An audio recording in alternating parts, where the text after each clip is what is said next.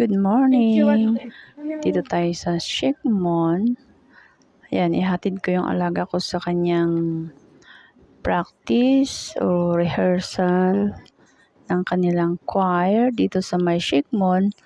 At yan pala, nag-exit kami sa exit A at lakad-lakad kami about 10 minutes.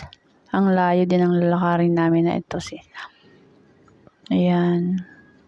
At dito nga pala, makulimlim na yung kalangitan. Kaya medyo binilisan namin na naglakad. Ayan, maitim-itim na ang kalangitan. Parang nagbabadya ng malakas na ulan.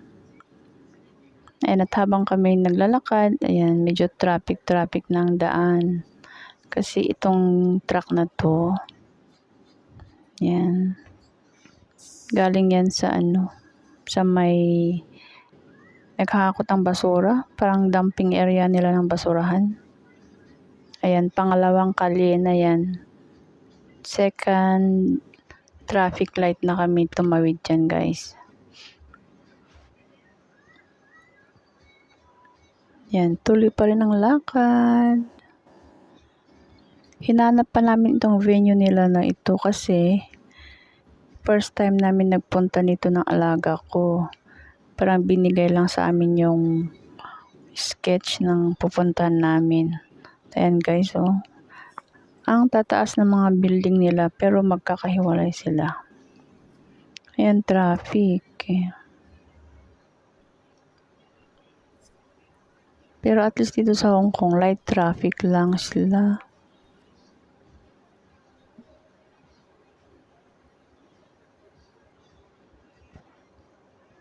Ayan, at sa pangatlong stoplight, andyan na tayo sa venue.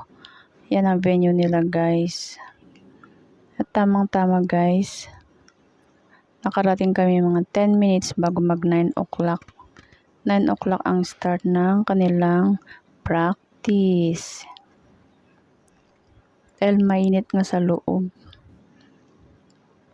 Mainit sa loob, guys, kaya lumabas kami. Tapos, ayan, kakarating namin dyan sa venue. Ayan, makulimlim talaga ang kalangitan.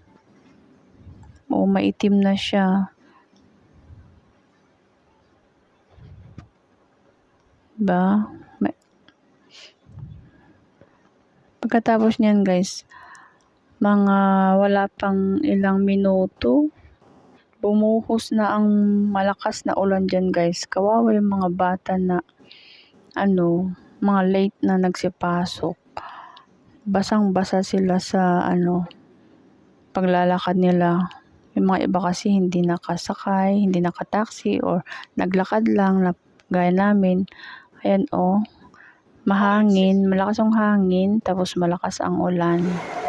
Ayan guys, sa loob yan ng compound ng building,